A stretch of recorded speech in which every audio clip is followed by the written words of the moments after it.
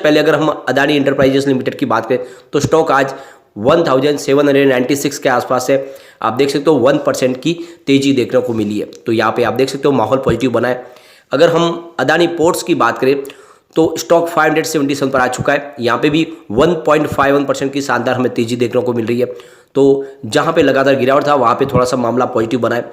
Adani Wilma limited ने आज कमाल किया है, 417 पर फिर स्टॉक आ गया है, 5% का अपर सर्किट लगा है। तो विल्मा लिमिटेड वैसे भी काफ़ी मजबूत लग रहा है। पिछले दिनों भी इसमें गिरावट काफ़ी कम हुई थी क्योंकि फिर से रिकवरी हो गई थी और फिर से अब यहाँ पे अपर सर्किट भी लगा। एक स्टॉक है जिसने आज बहुत ही शानदार प्रदर्शन किया, वो है अदानी पावर लिमिटेड।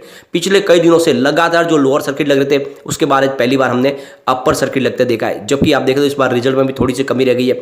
147 पर स्टॉक फिर से आ चुका है 5% के अपर सर्किट के साथ। तो ये बहुत बड़ी राहत है अदानी ग्रुप के शेयरों के लिए, क्योंकि अदानी पावर लगातार गिरा था और देख सकते हो कि 400 के आसपास जो स्टॉक था वो लगातार गिरते वो 150 से नीचे चला गया था। लेकिन अब फिर से यहाँ पे अपर सर्किट लगा, इससे कुछ राहत जरूर बनी है।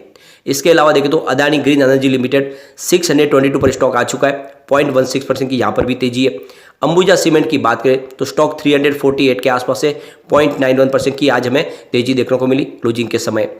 और एनडीटीवी की बात करें तो 206 पर स्टॉक है, 5% का अपर सर्किट लगा। तो ये तो आप समझ ही सकते हो कि काफ़ी स्टॉक अंदर आ दिए। लेकिन अभी भी अदानी टोटल गैस है जो लगातार गिरावट के चपेट में पड़ा हुआ है और 1022 के स्तर पे 5% का लोअर सर्किट लगा है। ये काफ़ी वीक लग रहा है। इसके अलावा अगर आप देखें तो यहाँ पे एसीसी सीमेंट 1839 के स्तर पर 0.67% की गिरावट है। तो ये तो आप समझ ही सकते हो कि कुछ शेयरों में तेजी जरूर बनी है, लेकिन ओवरऑल अभी भी हमें वेट करना होगा कि आगे क्या संभावना बनेगी। इसके बीच में एक बहुत बड़ी चौंकाने वाली खबर निकल के आ रही है। तो यहाँ पे एक बड़ी अपडेट निकल के आ रही है। अदानी ग्रुप की तरफ से एक्सचेंज को क्लेरिफिकेशन दिया गया है कि उन्होंने ग्रांट थॉर्नटन को हायर नहीं किया है। यानी जिस तरह से मीडिया में रिपोर्ट निकल कर आई थी कि जिस तरह से जो छवि है वो धूमिल हुई है अदानी ग्रुप की और जिसकी वजह से शेयरों की प्राइस गिरी है, तो उसको क्लियर करने के लिए हिंडनबर्ग के खिलाफ जो एक नई रिपोर्ट मिले तो आप समझ सकते हो कि जो छवि है वो फिर से क्लीन हो। तो इसके लिए उन्होंने एक बड़ी ऑडिट फर्म अमेरिका की ग्रांट थॉर्नटन को हायर किया, जो काफ़ी पॉपुलर और बड़ी ऑडिट फर्म है। और उनके माध्यम से अगर क्लीन चिट मिल जाती है तो अदानी ग्रुप के लिए बहुत सारी मुसीबतें आसान हो सकती है, क्योंकि ग्लोबल मार्केट से काफ़ी ज़्यादा उनको फंड अभी भी रेज करना है, बिजनेस को आगे बढ़ाना है और जो इन्वेस्टर इंडिया के अलावा उनके ग्लोबल मार्केट में बहुत ज़्यादा है। और ऐसे में ग्रांट थॉर्नटन की जो रिपोर्ट है वो उनके लिए एक संजीवनी का काम कर सकती थी। तो लेकिन अभी यहाँ पे जो खबर निकल के आ रही है, अदानी ग्रुप ने इसको यहाँ पे पूरी तरह से खारिज किया। उनका कहना है कि ये जो मीडिया में रूमर चल रहा है इसमें कोई सच्चाई नहीं है और हमने फिलहाल ग्रांट थॉर्नटन को हायर नहीं किया है।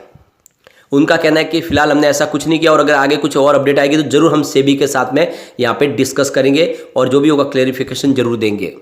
तो मीडिया में जो रिपोर्ट निकल कर आई थी, ये रिपोर्ट कह रही थी कि अगर ये ग्रांट थॉर्नटन के माध्यम से अगर अपनी ऑडिट करवाती है तो ये आरबीआई को दिखा सकते हैं कि हमने जो भी कामकाज किया है वो बिल्कुल कायदे कानून के तहत किया है और कंपनी के पास छिपाने के लिए कुछ भी नहीं है और उसने सभी कानूनों का पालन भी किया है। और ऑडिट के जरिए ये जानने की कोशिश भी थी कि समूह की कंपनियों ने जिस मकसद से पैसे जुटाए थे उसी मकसद में उन पैसों का इस्तेमाल किया जा रहा है। और ऑडिट के जरिए ये भी बताने की कोशिश होती कि कंपनी की बैलेंस शीट बेहतर हो रही है और सभी प्रोजेक्ट तय सीमा पे पूरे कर लिए जाएंगे आने वाले समय में। तो ये आप समझ सकते हो कि एक ऑडिट से बहुत सारे मामले आसान हो सकते हैं। लेकिन अगर आप देखें तो अभी फिलहाल कंपनी की तरफ से इस बात को खारिज किया गया है। अभी आगे हमें देखना होगा, क्योंकि हो सकता है कि ये मामला अभी पूरी तरह से पटरी पे ना आया हो, ये बातचीत अभी फाइनल डिसीजन पे नहीं पहुंचे हो, इसीलिए उन्होंने इसको खारिज किया। हो सकता है आगे ये मामला बने। वैसे भी वो कोशिश तो कर ही रहे, उन्होंने अपने इंटरनल ऑडिट की व्यवस्था बनाई हुई है, जल्दी ही वो कंपनी की ऑडिट करने ही वाले हैं। और दूसरी तरफ देखें तो मामला सुप्रीम कोर्ट में है। यहाँ पे एक बड़ी अपडेट और निकल के आ रही है। गौतम अदानी ग्रुप ने डीबी पावर को 7070 करोड़ में खरीदने के लिए पिछले साल एक डील की थी। यह इलेक्ट्रिसिटी सेक्टर में दूसरी उनकी सबसे बड़ी डील थी और इस डील को 31 अक्टूबर 2022 तक पूरा होना था, लेकिन कई बार इसकी डेडलाइन बढ़ाई गई और आखिरकार अदानी ग्रुप ने इससे किनारा कर लिया है। तो आप देख सकते हो कि ये जो हिंडनबर्ग की रिपोर्ट है उसके पहले एक के बाद एक लगातार सौदे किए जाते हैं अदानी ग्रुप की तरफ से और रॉकेट की स्पीड से कारोबार आगे बढ़ रहा था। लेकिन अगर आप देखें तो जिस तरह से एक हिंडनबर्ग की रिपोर्ट आई उसने अर्श से फर्श पे लाया अदानी ग्रुप को।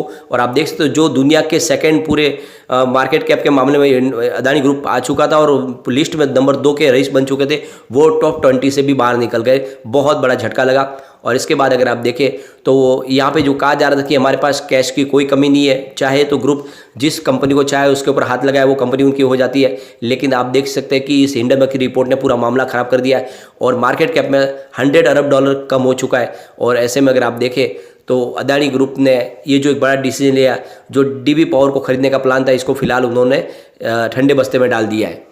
अब यहाँ पे सवाल उठता है कि अगर अदानी ग्रुप के पास पैसों की अभी भी कमी नहीं है तो फिर वो इस डील से क्यों पीछा छुड़ा रहे, क्यों डील नहीं कर रहे। इसके पीछे जो सबसे बड़ी वजह है कि फिलहाल अदानी ग्रुप इस समय अपने जो कारोबार को फिर से पटरी पे लाना चाह रहे हैं, जो अपनी फाइनेंशियल कंडीशन है उसको दुरुस्त करने के ऊपर जोर लगा रहे हैं।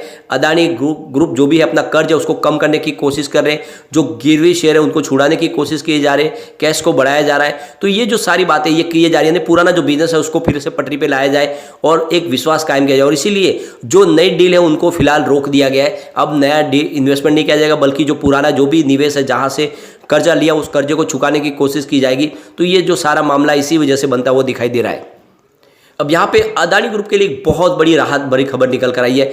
MSCI इंडेक्स ने यहाँ पे जो मामला लिया था, जिस तरह से डिसीजन लिया था, उसको यूटर्न कर लिया है। यानी आप देख सकते हो कि अदानी ग्रुप की 3 कंपनियों को मई तक के लिए राहत मिल चुकी है। यानी आप देख सकते हो कि MSCI इंडेक्स ने 4 कंपनी जो ग्रुप की थी उसमें Adani total gas, Adani transmission, Adani green और ACC को फ्री फ्लोट में वेटेज में रिव्यू में बदलाव किया था और उसके वेटेज को कम कर लिया था और उसके बाद में हमें गिरावट देखने को मिली। लेकिन अब यहाँ पे कंपनी ने फैसला किया, MSCI इंडेक्स की तरफ से कहा गया है कि वो मई तक जो इंडेक्स में जो उनकी जो वेटेज है उसको कायम रखेंगे, उसके बाद में फिर से इसको रिव्यू किया जाएगा।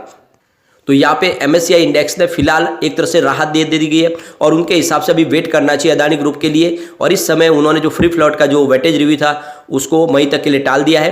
तो कुल मिला के आप देख सकते हो कि MSCI को लग रहा है कि हो सकता है कि कुछ समय के बाद फिर से इस ग्रुप की जो वैल्यूएशन है कुछ सुधर जाए, तो उसको जो है वेटेज को कम करने की कोशिश नहीं करेंगे। तो कुल मिला के MSCI इंडेक्स की तरफ से काफ़ी बड़ी राहत दे दी गई है अदानी ग्रुप को मई तक के लिए। तो यहाँ पे एक तरह से देखें तो MSCI इंडेक्स के हिसाब से अदानी ग्रुप में उतनी खराबी अभी कंडीशन नहीं है जितनी हो गई है और जिसकी वजह से इसकी वेटेज को कम किया जाए। लेकिन उनके हिसाब से कुछ समय के बाद हो सकता है फिर से रिकवरी देखने को मिले। और जैसा कि आज हमने देखा है कि उसके बाद में कुछ पॉजिटिव इफेक्ट देखने को मिला और शेयरों में हमने ग्रीन क्लोजिंग देखी है। इसके अलावा देखिए जो वैश्विक रेटिंग एजेंसी S&P, उन्होंने यहाँ पे देखे तो अदानी ट्रांसमिशन लिमिटेड के पर्यावरण, सामाजिक और गवर्नेंस यानी ESG के 3 मोर्चे पर कंपनी का रिव्यू करने का यहाँ पे अनाउंस किया है। S&P ने एक बयान में कहा है कि हम भारतीय रेगुलेटर द्वारा किसी भी जांच और अडानी द्वारा किसी प्रकार की अतिरिक्त खुलासे की घटनाओं की बारीकी से नजर रखेंगे और उसके हिसाब से इसकी रेटिंग तय करेंगे। यहाँ पे एक बड़ी अपडेट और निकल के आ रही है। सुप्रीम कोर्ट ने यहाँ पे देख सकते हो जया ठाकुर जो कांग्रेस लीडर है उनकी PLA को मंजूर कर लिया है। कांग्रेस की तरफ से यहाँ पे एलिगेशन लगाया गया है कि अदानी ग्रुप की वजह से स्टेट बैंक ऑफ इंडिया और LIC को काफ़ी भारी नुकसान हुआ है और उनको फोर्सफुली इन्वेस्टमेंट करने के लिए यहाँ पे प्रेरित किया गया था और एक तरह से लोगों की जो जमा पूंजी है वो यहाँ पे लगी हुई है, लोगों का नुकसान हो रहा है और इसीलिए एक जांच होनी चाहिए अदानी ग्रुप के ऊपर। और इसी मामले को लेकर अब सुप्रीम कोर्ट ने उनकी PLA को मंजूर कर लिया है, यानी इस मामले में अब कार्रवाई आगे बढ़ेगी। इस पिटीशन में कहा गया है कि अलग अलग जो एजेंसी उनके द्वारा अदानी ग्रुप की जांच की जाए, जिसमें CBI, ED, DRI, CBDT, EIB, NCB, SEBI, RBI, ये सारी एजेंसियां हैं जो इस अदानी ग्रुप की जांच करें। तो अब यहाँ पे देख सकते हो कि सुप्रीम कोर्ट में इस मामले पे सुनवाई होगी। तो अब 3 पिटीशन ऑलरेडी लग चुकी है अलग अलग, जिनकी सुनवाई अब सुप्रीम कोर्ट करेगा। तो यहाँ पे आप देख सकते हो 3 टोटल पिटीशन है जिसकी सुनवाई अब सुप्रीम कोर्ट में 17 फरवरी को होने वाली है।